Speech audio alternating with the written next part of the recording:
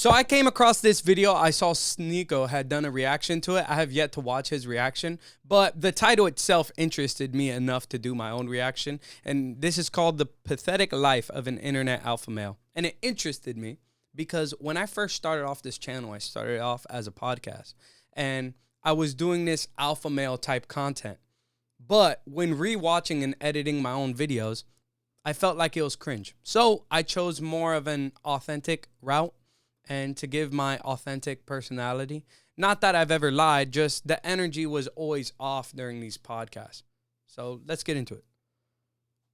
A generation of lost young men turned to the internet looking for role models, and instead found a cesspool of self-proclaimed alpha males ready to exploit them. These gurus preach confidence and discipline, but the deeper you look, the clearer it becomes that their lives are nothing like what they sell. Behind the tough guy personas are men drowning in insecurity, fraud, lies, and desperation. Some of these guys claim to have the highest IQ on the planet, and others literally admit to doing meth to look more attractive. Today we're discussing...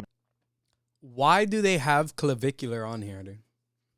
I have never once thought of clavicular as alpha male content.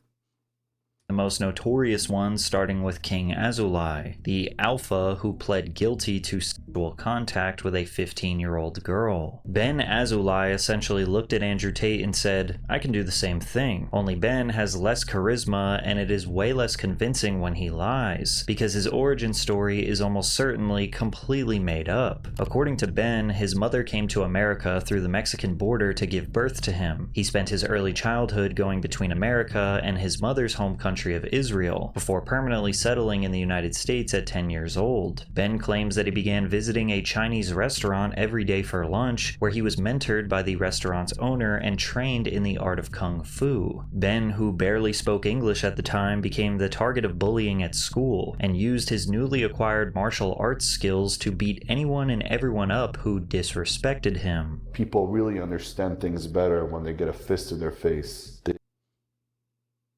You see what I'm saying, guys? It never comes out right. It's just cringe. They just act different. So everybody started respecting me. At the age... You know what I'm saying, bro? Like, even if it's true, it's so fucking cringe. Like, because you, like, they start respecting me. It's so cringe. Of 13, Ben claims that he fought 30 guys at once and they could not fully defeat him. Well, at least that's what I think. He changes the story a lot. I got my ass kicked one time in my life. I was 13 years old. I got jumped by about 30 guys outside of a house party. When I was 13 years old, I got jumped by like 30 guys. They beat shit out of me. One hit me with a baton over the face. And that was the time that I stopped hanging out with people. And believe it or not, today one of my best friends is a black guy, but at the time, you know, it was literally people that I knew, and they jumped me, you know. 30 guys. They were 17 and 18. I was 13. I fought. Bro, why would 30 guys need to jump you? I don't even understand how 30 are gonna get a kick in. Like, really, it's probably 5 and 30 were maybe surrounding you, you know? Like, what'd you do? Count each guy that was jumping? 1, 2, 3, 4, 5. Like, you know what I mean? You could already tell there's bullshit in the story. He even added details, like from the first clip, he says 30 guys jumped him. From the second clip, a guy hits him with a baton, such a random weapon, you know? It's such a specific fucking weapon that, you know, I don't know anybody with a baton. Guys that were 7 foot tall, and I fought guys that were almost 400 pounds. I fought 10 guys at the same time and beat their ass, and I fought 40 guys and I got jumped by them, and He just added 10 to the number. I was 13 years old. It did not matter how many people it was, how big you are, you could be 50 feet tall. After developing a reputation for being a fighter, Ben said he joined the Russian mafia and started participating in underground fighting matches. And eventually at the age of 18, I became one of the guys in the mafia. I was named the Kid, and it was the Russian mob. I started fighting underground fights. Wow. Yeah. He's telling. Bro, yo.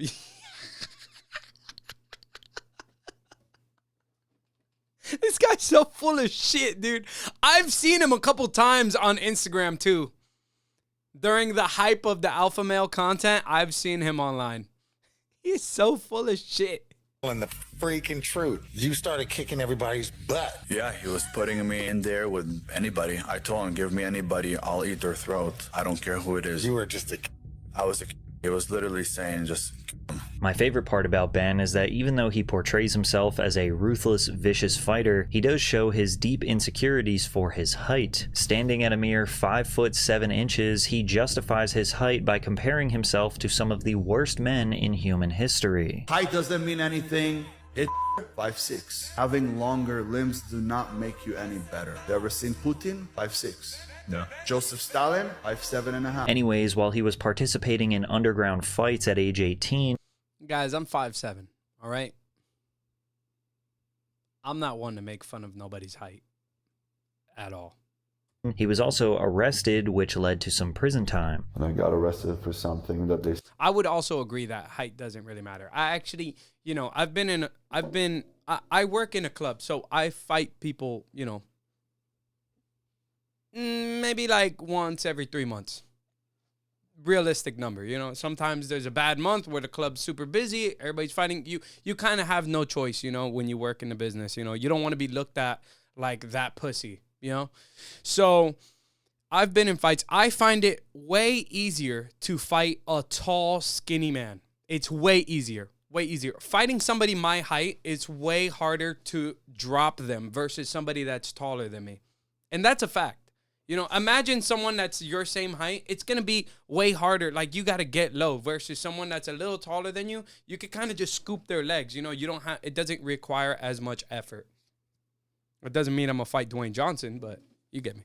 Said that I did, and I didn't do it. And when I got out all clean after I spent a little bit of time in jail, I said, I'm never coming back here again. Remember this because we would later find out why he actually went to prison, and it was much worse than fighting. After his stint behind bars, Ben says he went to China where he trained with Shaolin monks, who taught him some interesting ways to strengthen his bones. And they explained to me that the strongest part of the body is actually your skull. And if you train your skull for about an hour a day, bang it against the wall, after a year it becomes 4 times thicker than it really is, which means that you become unstoppable, indestructible. I actually do believe that Ben would regularly bang his head against the wall, because only someone who did that would manufacture this online persona by using plots from Fight Club, The Karate Kid, and Kung Fu Panda, and think that we were going to believe it. It's very clear that Ben is trying to make his childhood sound more interesting than it actually was, but he lies so much that he can't even keep track of his own contradictions. Now, it is possible that some of his story could be true, but there are so many things that contradict each other to the point where it makes it seem like everything is a lie. Firstly, he said he started his own business shortly after being released from prison and was making 50 grand a month by the time he was 20, thus making him able to retire by age 24. But Ben has also claimed that he worked for a top secret counterterrorism unit for over 10 years. I told you, I worked in counterterrorism for over a decade. So for me, I wasn't allowed to be even on social media or any of these things. And even today, I'm not allowed to even speak about what unit I was in, things like that, for the next 5 years. I can't share it with anybody. But there's a lot of people out there that would say, now that's where I'm calling bullshit. That's fine. Hey, shout out to, I forgot the interviewer's name. Forgive me, guys, you know, because I watch his content. But shout out to him for calling him on bullshit, bro. Shout out to him. Bro, sometimes I just let people lie. Like, I don't know. I don't have the balls to tell them that. I don't always, like, if I don't really fuck with you, I'm not going to tell you you're lying, dude. 1. 2, I don't know how people get. You know what I mean? Like, I'm not going to call you out on bullshit. I'll probably rant about you on the internet, but I'm not going to call you out that minute unless I got real love for you.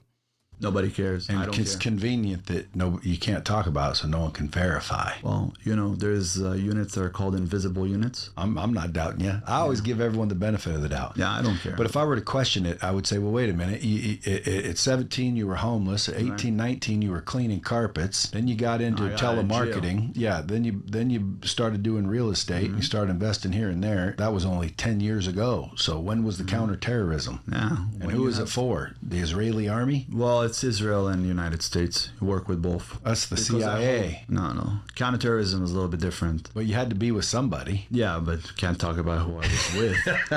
Come on. Now, if he truly retired at age 24, then he would have had to start working in this alleged counterterrorism unit at the age of 14. This also means that he would have been working in this position while he was going to high school, fighting in underground cage matches, living with Chinese monks, and also being locked up in prison. And since we can't tell what is actually a lie and what is the truth, it's easy to assume that his lifestyle of endless riches, mansions, and sports cars are also greatly embellished. Taking a look at his personal website, Ben claims to have made his $150 million fortune selling patents. I was only able to find 2 published patents under the name of Benjamin Azoulay, both of which were filed in 2020. Even if we were to assume that both of these patents somehow sold for a grand total of $150 million, they were filed well after his 24th birthday, which he claims at that point was when he was able to retire due to his endless riches. I'm fairly certain that this is a completely different person with the same name, and Ben has no history of selling patents at all. He also claims in his biography to have had an active role in 16 different businesses that have generated $500 million in sales, as well as claiming to have won multiple awards for both bodybuilding and cage fighting. I tried to find any evidence of these claims and came up with absolutely nothing. But at the end of the day, even the most simple framing of Ben's life doesn't make sense. If he truly made 150 mil and was able to retire at age 24, why is he trying to sell people a self-improvement course online? According to Ben, it's because he wants to impart his wisdom to young men and help them become strong and successful like he claims to be. There's nothing that could impress me. I don't care if you have a Bugatti, you have a private jet, you have a yacht. I've seen it all. I don't care for it. I care for people now. And what I do for many years now is coach people, help guys not to go through the things that I went through. You could be a strong man. You could be a tough guy. You could be an alpha, but you got to do it right. This sentiment, as nice as it sounds, doesn't hold much weight. Someone who made $150 million would not be selling a course. The course he's selling is funding the mansions, cars, and lifestyle he portrays. But there is one thing Ben is telling the truth about. He did in fact spend time in prison, although he hasn't been fully honest about how he ended up there. A YouTuber named John Bravo Films was able to uncover court documents revealing that Ben was sentenced to prison after he, his brother, and his friends took turns brutally assaulting a 15-year-old girl while she was intoxicated. Without getting into specifics, the court documents tell an unbelievably violent and graphic story that resulted in the young girl becoming both mentally and physically scarred from the event. Once the girl was able to escape the men, she called the police and the 3 were arrested. Ben was 18 years old and thus tried as an adult. He also admitted his guilt in open court. Ben vehemently denied all of the information that John Bravo revealed and responded exactly how you would expect him to. He basically said he is being canceled by the Matrix. Now it looks like I pissed off a lot of people, guys. A lot of people. So many because I became so influential so quick. And I'm literally one of the most talked about influencers in the world today, that I got to the point that they're putting out a lot of false information about me. A lot of bullshit. But you see, I never thought I'd say this, but I'm gonna say this. It looks like the Matrix is attacking me. But the pressure from those online was too big for Ben to ignore, so he further elaborated in a now deleted video where he claims the entire situation was made up. He claims that the girl in question filed a $15 million lawsuit, and rather than spending hundreds of thousands in lawyers' fees, they settled for a much smaller amount under the agreement that he pled guilty. The story completely contradicts what is verifiably written in the court documents, as they directly claim that the nurses observed physical signs of SA all over the girl's body. Unsatisfied with his response, John Bravo continued exposing Ben, revealing that this was not even the first time Ben was charged with SA. The court documents clearly state that Ben and his brother Dylan had a past history of charges for SAing underage intoxicated girls. King Azoulay has continued to try and define exactly what really happened, but whenever he clarifies things, it doesn't exactly make him look better. I was never convicted of oral copulation with a minor. I was 18, she was under 18. And I agreed to take a plea deal that I got a job from her. They were trying to teach me a lesson because a year before that, when I was underage, I had a fight with... Yo, this guy, listen. He is so full of shit, dude. I've never seen any of this guy's, like, I think I might have seen him scrolling through Instagram, but, you know, He is so full of shit, dude. My ex-girlfriend. She cheated on me. I got hella upset and I smacked her in the back of the head. Recently, he has accused his most prominent detractors, including John Bravo, of hiring a hitman to take out his mother. But these men are not the ones that I worried about so much. It's about this email that I received this morning. An email that sounds like it's coming from a hitman. This kind of an email describes exactly what they're going to do to my mother. The email Ben shows is almost certainly completely fabricated, coming from an email address that doesn't even exist, meaning Ben made this entire thing up just to paint himself as the victim. Now, whatever credibility he has left is certainly gone, and still to this day, Ben is trying to rebrand from being known as a fraud and a violent abuser, much like Wes Watson, who was once seen as the example of how an ex-convict can truly turn their life around, to now facing charges that could land him back behind bars. When Wes Watson first started Yo, I used to love Wes Watson. I really did. I loved hearing his prison stories. Like, it was amazing. You know what I mean? posting content back. I mean, he had a bad downfall. That is the truth. But, you know, in the beginning, I feel like his alpha male content was legitimate. Back in 2019, his videos mainly focused on his time spent in federal prison. Wes claims that he started selling weed during his teenage years and was making up to $40,000 a week. Although Wes has... Yo, you know what? I take that back. His prison content, his prison story content, all his storytelling was way better than when he started with his alpha male, macho, you got to do this. Yeah. You know, his prison content was way better when he was talking about prison. I love those stories, you know? Given various different... Or when he gave you workout routines, that shit was fire too. Different versions of this story, so that's just a rough estimate. At 11, I just started hustling. By the time I was 16, I went and bought a truck at like a lifted Z71 cash, like 50 grand. I had hundreds of thousands of dollars at 15, 16. I started smoking weed at like 13 or 12. By the time I was 14 or 15, the natural progression was to start slanging. And despite selling what he describes as a large amount of product, he managed to avoid the law for a long time. That was until a fateful night in November of 2009 where Wes physically assaulted a man after a drug deal that had gone wrong. Notably, Wes was not actually involved in the deal itself, but rather serving as more of a low-level grunt called in after the deal fell through. Not exactly the hotshot kingpin he claims he was. What is true is that Wes spent nearly a decade in prison, and stories he told from his time locked up brought him almost immediate success on YouTube. In under half a year since his first upload, Wes was already able to get 250,000 subscribers. And during the pandemic, Wes had a unique opportunity and began creating more motivational content to help people increase their mental fortitude and physical fitness while trapped at home. This is when Wes began offering what he describes as self-mastery programs, which sought to teach young men how to hone in their physical strength, business capabilities, and mindset. Thanks to programs like this, Wes claims that he now makes an average of $3 million per month. Like, you don't make $1 million a month, you make a third of what I make a month. If you make $1 million a month, I can't respect someone who's doing a third of me financially. I can respect the guy whose yacht is in 300 million. He murdered me. I have to understand what he did. Although we have no way to verify how much money he was actually making, what I can say for sure is any businessman who was making $3 million per month would absolutely respect and listen to the advice of another businessman who was making $1 million per month. Despite his arrogance, Wes was relatively respected. I'll disagree there. You know what I mean? Wes Watson was doing great in the beginning. You know, I feel like he was a great content creator, truly. And what he was doing in the beginning was good. Like I said, he had a downfall towards the end. But, like, if someone's making less than you, like, usually you tend not to listen to their advice. You know, it might be due to arrogance. But when you come out of prison and you come out on top, bro, you know, you could imagine how arrogant he must have became, you know?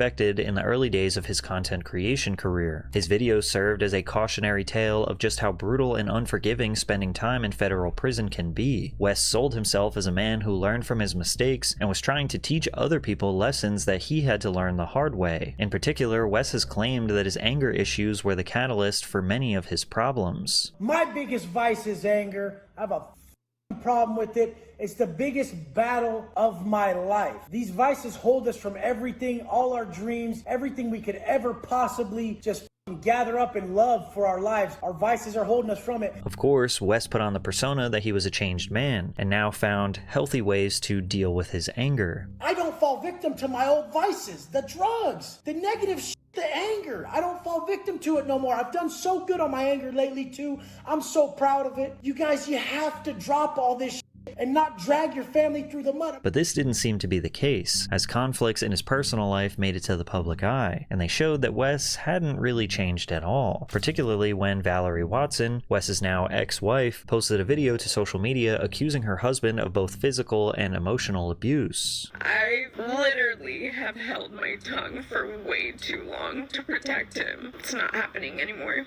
He's physically hurt me so many times that it's unforgivable. And I do have a video of Wes charging at me and has put like a knife to my face and literally have told me, like, has threatened to kill me. Valerie also specifically emphasizes that the person Wes portrays himself to be online is a lie, and that he did not follow the same rules and principles he promoted to his audience. She also included pictures of her bloodied hand and bruised arms, implying that Wes had directly caused the injuries. Then again, it is possible that he had a jealous ex who was just trying to make up stories because he was becoming successful and popular online. That is for sure what Wes's fanbase thought, which is why this wasn't the final nail in the coffin for his career. And over the next few years, more information would come out about Wes that essentially proved to his detractors that his whole life was a hoax. His mega mansion, which he claimed to have purchased, was not actually his. The property was listed for rent at $65,000 a month in October of 2022, and the listing was removed a month later in November, right before he uploaded his vlog showing off the property. His Bugatti Chiron he also does not own. Even his girlfriends, and I'm not joking,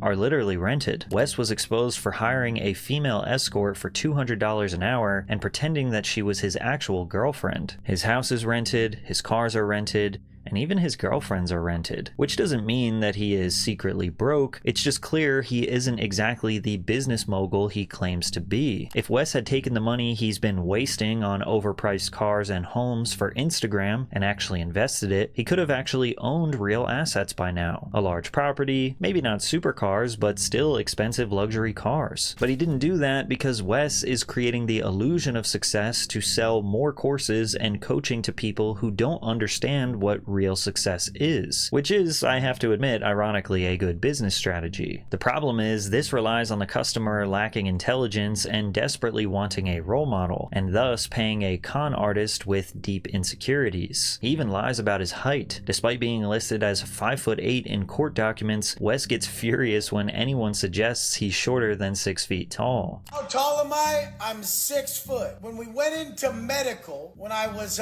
booked, I was 6 foot 252. And I said, why the does my paperwork say 5'8", 230? That's the eyeball of the arresting officer. To make matters worse, he literally uses special insoles to boost his height, and he does a terrible job at hiding it. Wes has such a hard time keeping track of his lies that the alpha womanizer admitted to being bisexual during an interview. I was in a Q&A on the way here. Someone said, skinny or thick chicks? I'm like, I like them skinny thick. You know, what the you mean? Like, everything's like that for me. They're like, are you straight or are you this? I'm everything. I'm not just one or the other. And despite portraying himself as a stoic yet Yo, I saw that, and listen, this guy, he was in prison for some time. I'm just saying, you know what I mean? He was in prison for some time. Now, I liked Wes Watson in the beginning. Like, towards the end, he had a little bit of a downfall. I feel like the money kind of got to his head. Tense, tough guy who learned from his mistakes and can now control his anger, Wes's temper was completely out of control, violently threatening anyone who had a different opinion than him. Are you saying that your Bugatti and your money and everything else is worth more than your children? Like, my dad's a superhero. Look what he brought to the table. Look how hard this guy works. He came from nothing to this. Yeah. He works, God damn it. You're still whining. Stop whining and just make an argument. Dude, I'll smack your fat ass. So you're gonna look at your goddamn self. Okay, I've never seen such a pathetic motherfucker. Okay, well, let's chill out a little bit, man. A little bit. This is not what. This is when they put every alpha male content creator on the stand. That was crazy. Men look like. Let's let him what do they finish look his like? point. Shit. What do they look like? Bald prisoners? Like many of these alpha males, Wes also had a habit of challenging other men to fights whenever he felt slighted by them, leading up to an altercation that would change his life forever. Now, the nature of this video is extremely graphic and cannot be shown on YouTube, but footage of Wes violently beating up another man would be leaked by John Bravo, in which we can see Wes hit the man with a weightlifting belt, then him and his friends pin the man down and endlessly hurl punches at his head and even kick him in the face multiple times. The man in question would press charges, leading Wes to be arrested for felony assault and battery. He is now facing up to 25 years in prison. Ironically, Wes is now right back where he started, and potentially may find himself behind bars once again. Recently, he has restricted or completely disabled his comment sections on all of his social media accounts, going to show just how fragile his ego really is. Worst of all, his reputation is so destroyed that the only people who are willing to collaborate with him are people like Jack Doherty and the Island Boys. Wes is a perfect example of someone who would have greatly benefited from following his own advice, just like the Liver King, who had a psychotic meltdown after being exposed for not living the lifestyle he promoted. Brian Johnson, better... Bro, but I knew this guy was bull when he started. I knew he was full of crap, bro. I remember he was like, oh, I'm not on no steroid. Bro, you guys see these known as the veins Liver King on him, bro? Look, let me see. Was a Let me divisive... see if I could show you. See that vein right there, bro? That vein right there? Bro. Come on, bro. Telltale sign, bro. Homie was on steroids. Figure from the very beginning of his career. His claim to fame was the promotion of what he calls the ancestral lifestyle, which sought to replicate the daily routine of our ancient human ancestors. This meant consuming a diet of foods like raw liver, raw bone marrow, and even raw bull testicles. His ancestral lifestyle also applied to his workout routines, which were designed to simulate the physical strain that an ancient hunter-gatherer would experience during a hunt. Now, the idea of eating bull nuts already made the Liver King a giant meme, but those more familiar with health and fitness believe that Brian was not entirely honest about his ancestral way of living. There's nothing ancestral about this guy. He's training with high-tech equipment, training properly, progressive overload. I'm gonna spoil it right now. I don't think he's natural. Don't believe that. And for all the haters, I want to be clear. I believe that there's more than a 50% chance that he's on PEDs. Brian emphasized a natural and organic lifestyle more than the average fitness influencer, so the idea of him potentially using performance-enhancing drugs would be a much greater scandal than average. Of course, Brian was well aware of this and always rejected the idea that he was using steroids. Other than the fact that you have a body that you have earned on your own, are you against steroids? This is what I'll say. I care in the most positive way, because when somebody says, hey man, you're on steroids, and they've been saying this for 20 or 30 years. I've been working out since I was 8. So when I was in high school, hey man, you're on steroids.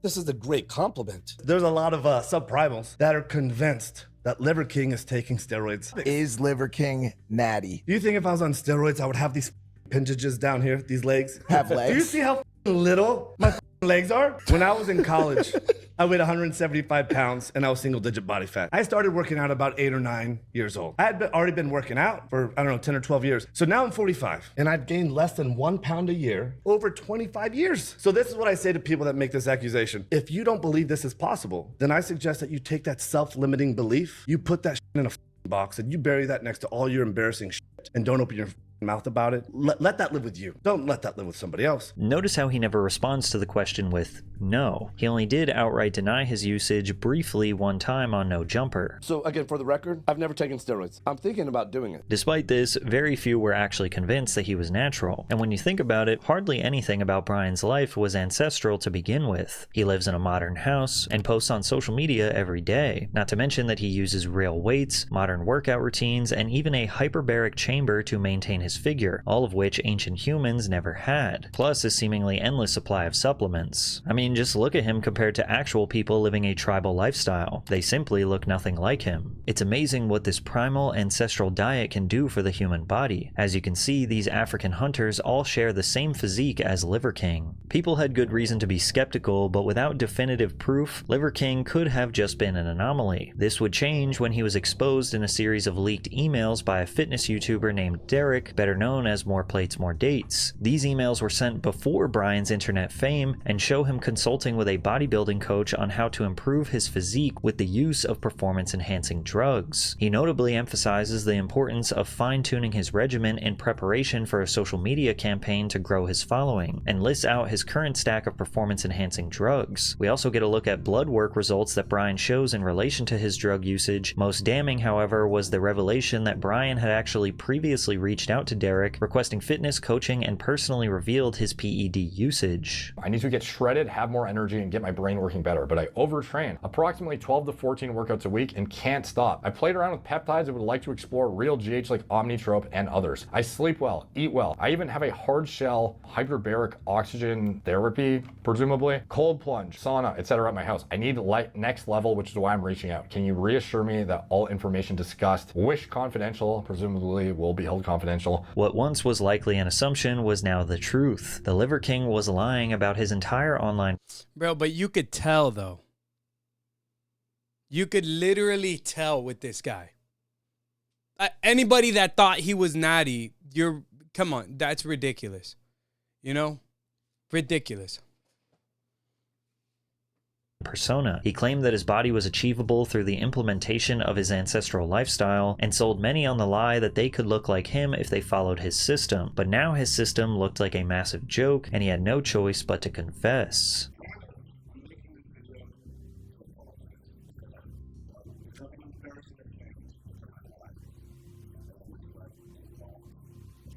Brian's apology seems genuine on the surface. However, he continues to lie about many of the circumstances that led him to this point. He claims that he never intended to become an internet sensation, and as a result mishandled his online persona. This narrative relies on you not knowing that Brian openly admitted that he was trying to reach 1 million followers in leaked emails before he even started his social media journey. He then goes on to claim that the Liver King persona was a social experiment aimed to inspire others to adopt healthier lifestyles, even if Brian himself was not personally following the same rulebook.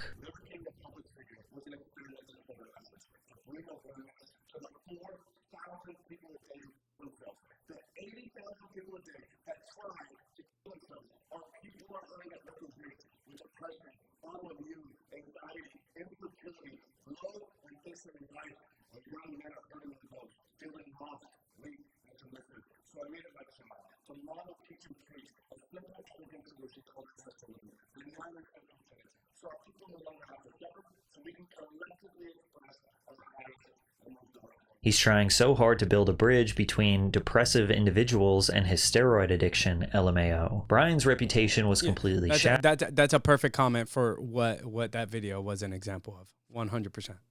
Nobody believed Brian's sob stories or deeper motivations, and thus his reputation was completely shattered. He was now nothing more than a complete laughingstock of the internet. While he attempted to return to normalcy following his expose, Brian began to rot as the months went on, both physically and mentally. He notably lost a decent portion of muscle mass due to temporarily quitting the use of drugs to enhance his physique, but more fascinating was his extreme mental decline, in which he broadcasted for the entire world to see. People noticed his erratic behavior as he posted countless videos of himself nonsensically rambling. Break, victory, champion. I like to win in life, or if you'd rather do one of those, you know?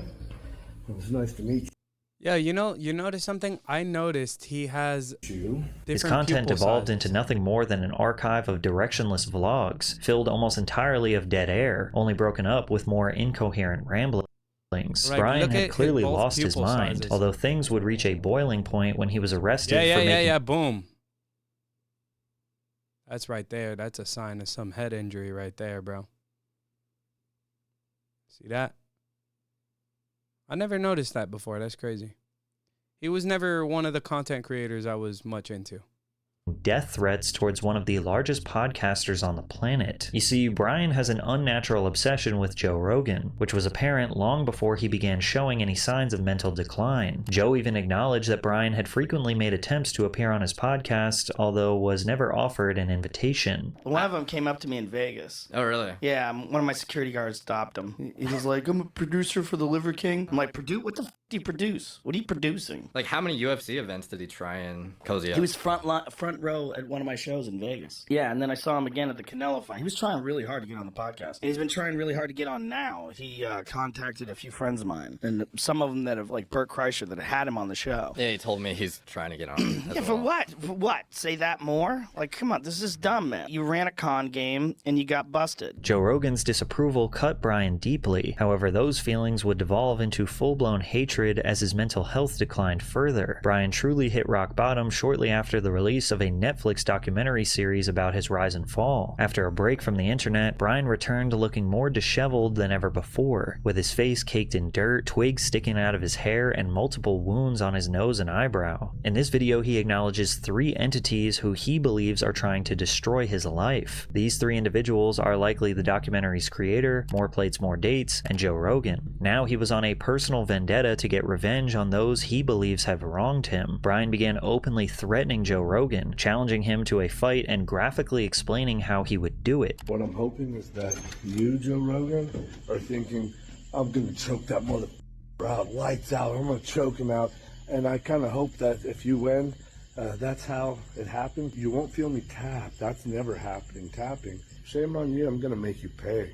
I am gonna actually make you pay. My name's Liver King, man to man. I'm picking a fight with you. I'll come to you whenever you're ready. Whenever you're ready to go. Because Joe Rogan, we don't have to make videos to pretend anymore. All of this is happening. We're coming to you. I've challenged you man to man to a fight. You can hold the hand of somebody that you love. Real quick, let me just search something up. What's it called when your pupils are 2 different sizes? Short answer only.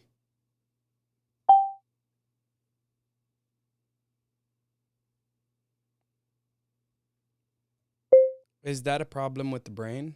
Explain to me what that is.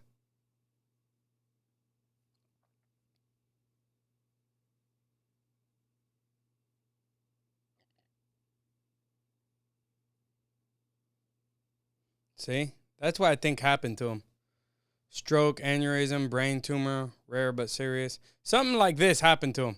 Because he did go off the rails, bro. And I'm seeing that his pupils are 2 different sizes, which is honestly crazy. Love, because what happens next to you, you're going to need to remember that feeling. You're going to need something more than what you did. But Brian took it to a whole different level when he revealed that he was traveling to Austin, Texas to find Joe Rogan and literally kill him. Just pulling up to the capital of Texas. Guess what? You're dead. You're dead.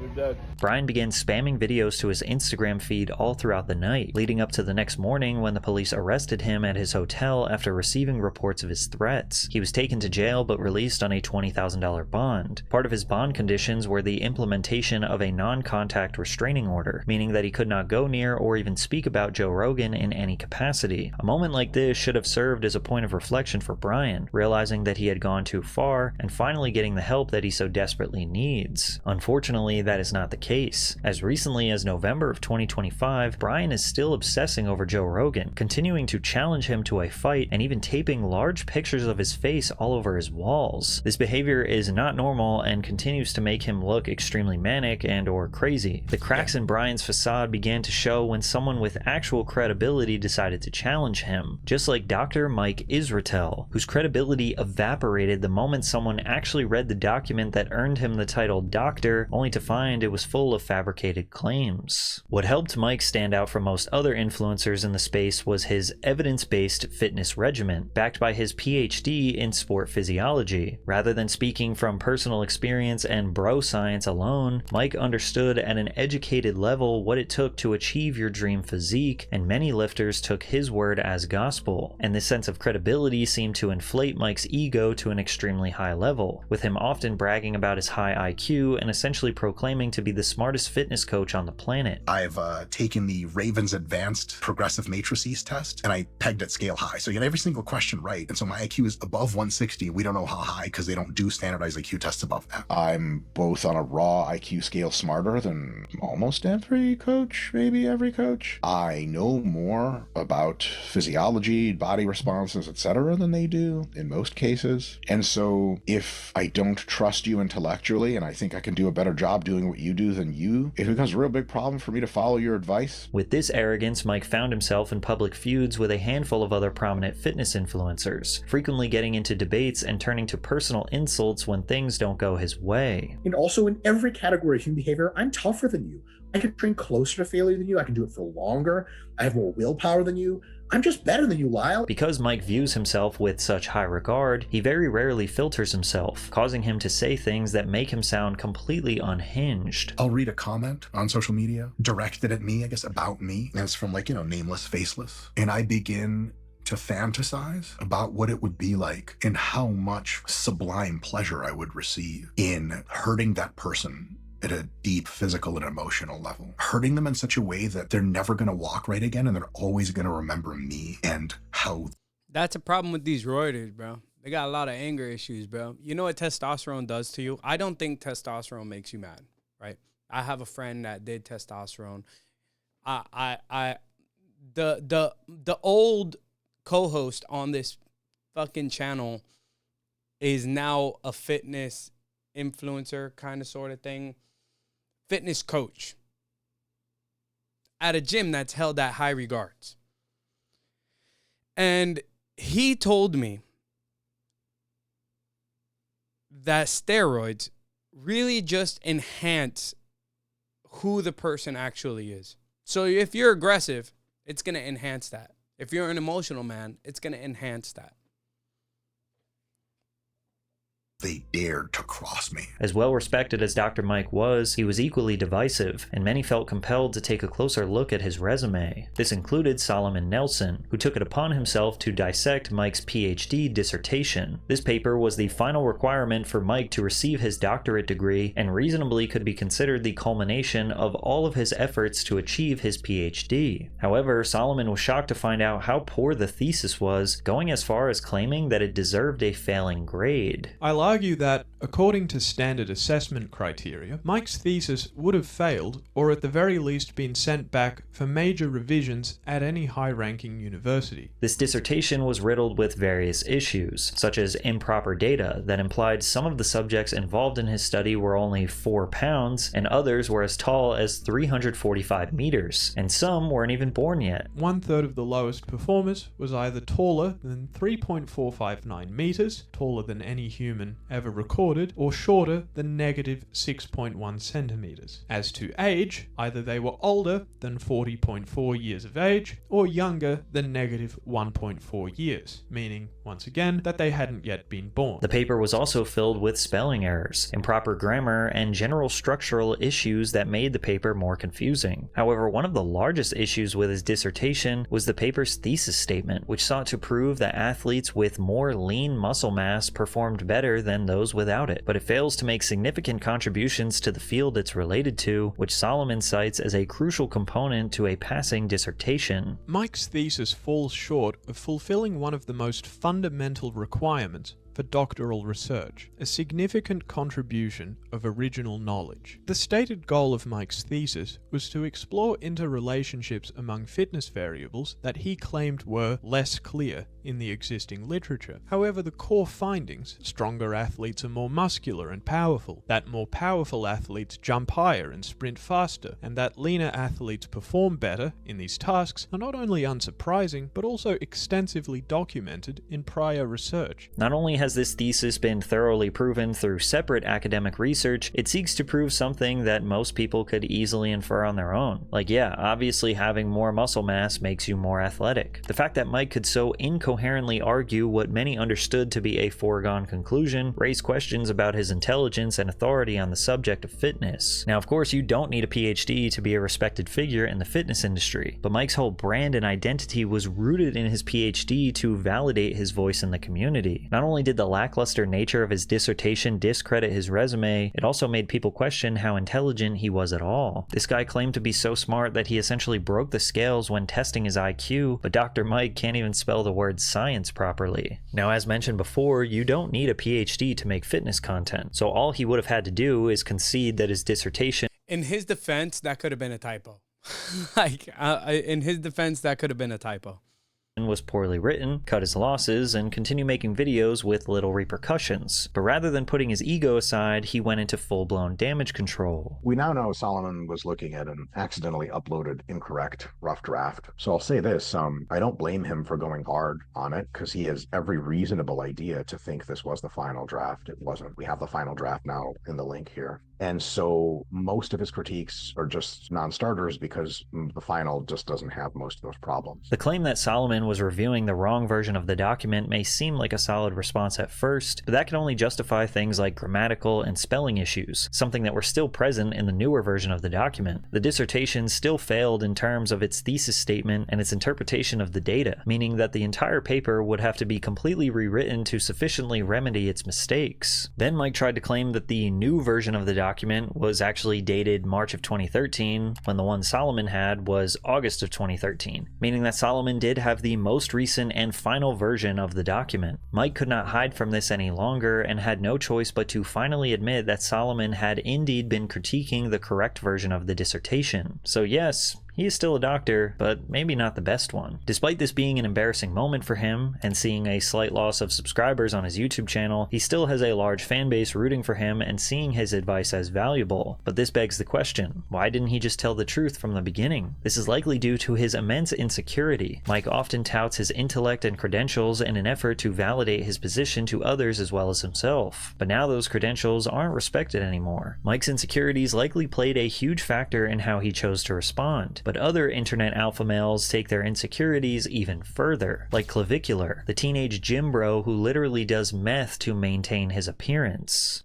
Now, I don't know why Clavicular is on this list. You know, I never saw him as like an alpha male content creator, really. And, you know, he might become one of the biggest streamers this year if he's already out, and I believe he is.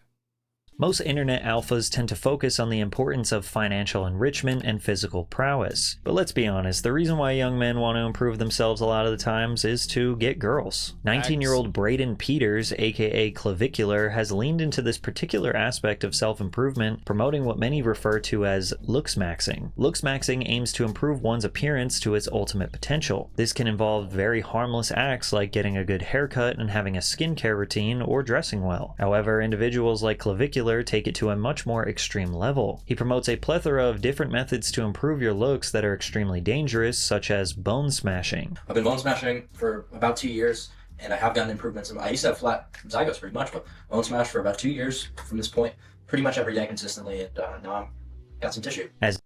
Yo, guys, listen. I respect Clavicular as a content creator, you know? And I share a lot of similar views with him.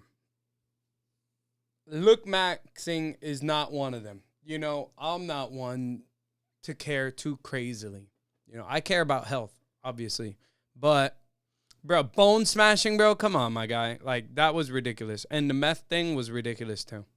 As insane as doing something like this is, it pales in comparison to the other advice he gives, like the usage of literal meth to keep his face slim. I was essentially doing meth for hollow cheeks, guys. I just to come clean and let you know what I was doing. And this is only one of the many various substances he uses to maximize his appearance, such as minoxidil for hair growth, Accutane for clear skin, and of course, testosterone injections for extra gains in the gym. Substances that will likely cause immense problems for him later in the future. People are asking Are you going to be infertile? Do you worry about like having children? So right now, I am infertile. But he does this for one simple reason. Clavicular believes that your appearance is everything, and that the more attractive you are, the better your life will be. He takes this mentality so far that he views getting a $35,000 jaw surgery as an investment that will pay itself off. I'm really just talking about a purely logical return on investment. I see myself, I'm like, well, what am I? My face, I am a social media influencer, right? So if I spend this amount of money on a double jaw surgery, right, it's gonna cost me about 30 grand to do the surgery. Will this pay itself off if all goes well? And I'm saying overwhelmingly yes. Through his personal coaching program, he sells... Like, he's not really an alpha male content creator. I think of him as like, kind of like those girls that do makeup tutorials, but for men. A little flamboyant. And I'm not saying that in no disrespect. Young, insecure men on the hope that they can one day surpass their genetic limits, which he refers to as ascending. This course includes things like a full facial analysis, a full-blown gym routine, and a list of different supplements to help improve your image. The only problem is this does not sound like an effective way to remedy someone's insecurities. In fact, these things have only the potential to make them worse. Clavicular uses his own ascension as a testimonial that his system of looks maxing truly works, although many have taken note of the fact that most of his physical improvements are simply the byproduct of growing up. Before versus before. It really just looks like 2 years of puberty. Bro grew up. The reality is that Clavicular is completely delusional, but in an ironic sense, he is undoubtedly the most honest person in this entire video, as he is extremely aware of the negative ramifications of his usage. Wait, why are you infertile right now? Just like a negative feedback loop when you're not needing to produce testosterone anymore because your body realizes, okay, we're getting it from an exogenous So you're not producing source. any testosterone naturally? No. None? No. Oh, I'm not taking TRT, bro.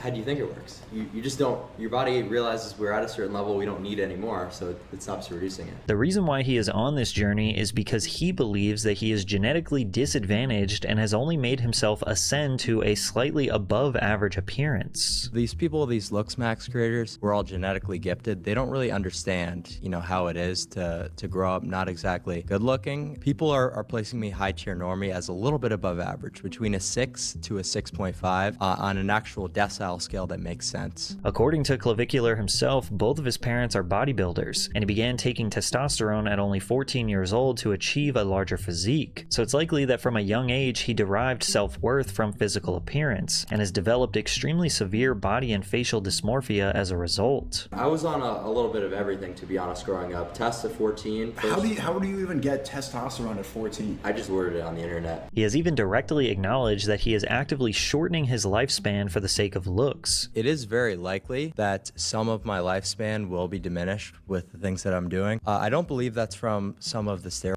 but maybe some of the recreational drugs in conjunction with the steroids.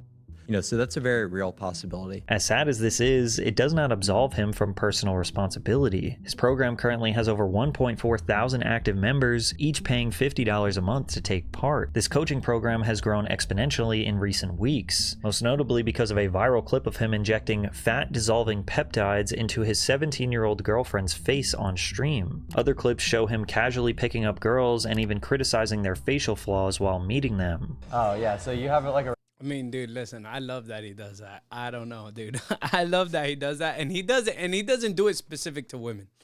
He does it to men, too. You know what I mean? It's just, it's more notable in the females because females hold themselves in such a high regard, and men usually don't care. A man's only as big as his pocket is in reality. So, yeah. But I love that he does it. I find it super entertaining. Recessed maxilla, so I can't. What's that? Like your upper jaw, it's just a little recessed, so I can't. I mean, you know what I mean? Why are you looking at me? I don't know what that means. I'm trying to can you explain to me what I don't know. Yeah, it's just like a developmental flaw. It's no worries. Clips like these only feed into the persona that Clavicular is trying to create, where he is an unstoppable and irresistible specimen who has achieved his power through looks maxing. And it's working, because his audience nor his customers see him as deeply insecure. And he continues to take advantage of his impressionable audience, much like Marquette Burton, who has created an entire red pill cult that is surprisingly working. On the surface, Marquette, aka the Saint and the Sinner, seems like just another run-of-the-mill internet. I've never seen this guy in my life. Alpha male. He sells courses, portrays himself as a business genius, and bashes women on podcasts. Would you feel comfortable if your father was watching your OnlyFans and subscribing to it? Probably not, no. You would not. That's not bashing women. Come on, guys. Let's be honest here, bro. Just because someone doesn't agree with your OnlyFans and they try to guide you to a more proper path doesn't mean you're bashing women. Not all women have an OnlyFans. Come on. Not feel comfortable, and I'll tell you why. That's because in your heart of hearts, in your soul, if you still got one, you know it's wrong. And I'll give you an example. That's your work. In my work, if my mother consumed my work, I'd be thankful and pleased that she took an interest in my work and supported my work. If she bought my products, I'd be thankful. If your mother or father bought your products, you'd be disgusted and ashamed because you know what you're doing is wrong and the product of what you're doing is bad. Of course. That's a fact. You know what I mean? No, I agree with him there. You know, then again, I don't know his full story. Let's listen to his full story. Of course, he also has the tendency to fabricate every aspect of his life, lying about being a multimillionaire thanks to his background in application development. Although when you take a look at his resume, it's clear that he is not nearly as wealthy as he claims to be. In 2012, he launched his first company, Hobby Buddy, a social media platform that connected local strangers to help plan in-person activities. Hobby Buddy's website remained dormant for over 6 years, promoting the eventual release of a mobile app that would never see the light of day. His next business venture was called the Fletch app, a mobile application that gave universities the power to track student attendance. Marquette hoped to sell licenses to colleges in need of the service, although this effort failed, and the application has been defunct for over 5 years. He later shifted his focus to Why Not, a mobile application that was essentially a Craigslist for Wi-Fi hotspots. Despite Why Not's failure, Marquette landed himself an article in Forbes for his work on the application, which in reality is just a puff piece paid for by Marquette himself. His last major endeavor was an app called My Key, which was basically just a glorified geotag that never went anywhere. Now, I'm not coming at Marquette for failing. It is extremely difficult to start a successful business, and if anything, his persistence is admirable. But Marquette pretends that these failed businesses were actually huge successes, and claims they helped him become a self-made millionaire with a net worth of $100 million. But I mean, technically, he could say they helped him because he learned from them. You know what I mean? I ain't gonna knock nobody. Consistency is key, brother. it's very obvious that he is nowhere near that kind of wealth. In 2020, Marquette was featured in an article discussing his involvement in the SEA program, which offered aspiring entrepreneurs a $50,000 investment to relocate to Erie, Pennsylvania. Despite claiming to be massively successful, Marquette was willing to move states just to keep his business afloat. Once again, I respect the hustle, but it's hard to imagine a multi-millionaire would move to Erie, Pennsylvania to do something like this. It's also hard to imagine that someone of this status would spend their time arguing with women on podcasts, selling self-improvement courses, and streaming multiple times a week to a small audience. Marquette goes to extreme lengths to portray himself as much more than just a glorified red pill live streamer, going as far as creating a fake BBC documentary about himself. The Kenyans literally rolled out the red carpet for Mr. Burton's arrival. He is an enigmatic figure, a businessman and a boxer, an author, a stoic, and a poet. He originally had this YouTube video titled as BBC coverage or BBC Emerging World Leaders Profile, and then they made him change the title because obviously it's not a BBC thing. Just about every internet alpha male portrays themselves as high-status individuals, imparting their wisdom on their lowly followers. But Marquette has created a full-blown cult. The Assassin follows an ideology called Marquetteism, which is essentially a religion based around men being alphas and women being second-class citizens. Nearly every element of the Assassin follows classic cult structure. It starts with rituals and traditions, mandatory greetings, group chants, and repeated creeds, all of which exist to reinforce belonging and suppress individuality. The two ideals make the group identity your primary identity, explicitly replacing race, nationality, and even standard family structure with loyalty to the organization. This ideology also lays out different levels of existence: confirmed saints, good people, and the wicked, all of which ties into the cult's fundamental rule system, what Marquette calls the three-sentence Bible. I ain't gonna lie, that's pretty genius. It's pretty smart, bro.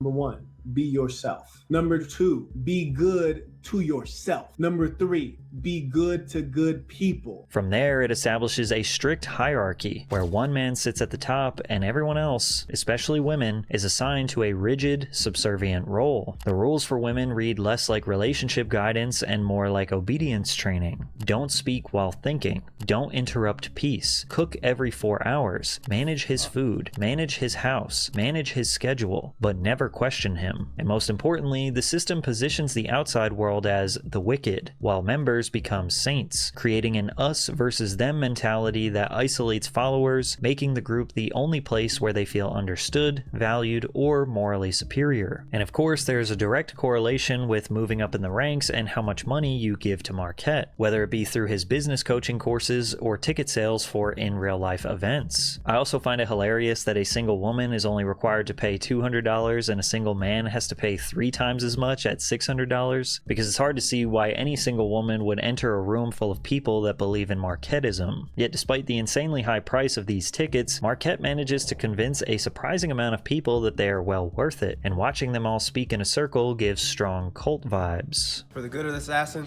For the good of assassin. For the good of the assassin. For the good of the assassin. For the good of the assassin. For the good of the assassin. For the good of the assassin. For the good of the assassin. For the good of the assassin. For the good of the assassin. Typically when internet alpha males sell courses online, they do it solely for the chance to make some easy cash, but Marquette seems to be attracted to something much more sinister: power and control. He is driven by his own self-obsession and desire to be worshipped, with the potential income only being part of his true motives. He's trying to sell people on a worldview that ties back to himself and his excellence. A lot of what Marquette is doing seems to be taken out of the playbook of Andrew Tate, and a few years ago I made this experimental video where I compared him to a cult leader. It's pretty different than what I normally would put out, but it is really interesting. I encourage you to check it out. Well, I agree with most of the video. I don't agree with the fact that clavicular's in there, you know? I feel like he only added clavicular because he is of the new era of these social media content creators that happen to be on this controversial side of content. But I wouldn't put him in the alpha male bracket, to be honest.